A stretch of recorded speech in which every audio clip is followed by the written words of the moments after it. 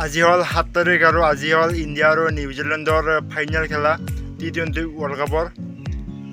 মোৰ মতে guys India জিকিব লাগে আৰু নিউজিলেণ্ডৰ টীমটো গাইজ ইমান বেয়া নহয় গাইজ, বহুত ষ্ট্ৰং।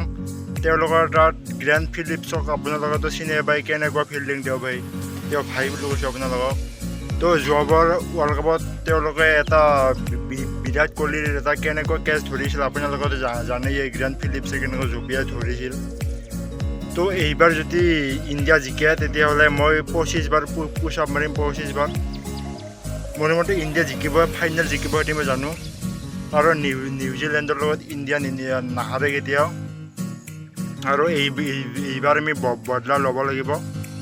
তো আজি মই ভিডিঅ'টো ষ্টাৰ্ট কৰিছোঁ 7 তাৰিখে আৰু ভিডিঅ'টো এণ্ড কৰিম 8 তাৰিখে। তো খেলাৰ ৰিজাল্টটো চাই মাত্ৰ এণ্ড কৰিম মই। যোৱাকালি ভিডিঅ'টো পাব আপোনালোকে মোৰ চেনেলটোত। তো যদি ভিডিঅ'টো যদি ভাল লাগে তেতিয়াহ'লে লাইক কমেণ্ট সেইকাৰণে কৰি দিব আৰু ভিডিঅ'টো শেষলৈকে চাই থাকিব।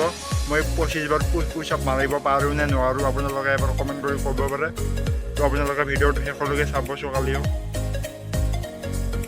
তো হেল্ল' গাইজ, ফাইনেলি যোৱাকালি আমাৰ ইণ্ডিয়া জিকি গ'ল 98 ৰানত। কালি আমাৰ ইণ্ডিয়া জিকিল, টিম ইণ্ডিয়া।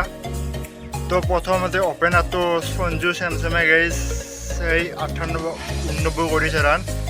তো যোৱাকালি আমাক অভিষেক শৰ্মায়ো যোৱাকালিৰ খেলাখনত বহুত ভাল পাৰফৰ্মেঞ্চ দিছে আৰু যিমানটা বেটিং আহিছে শ্ৰেয়াছ আয়াৰ, তো সিও হাফ চেঞ্চুৰী মাৰিছে।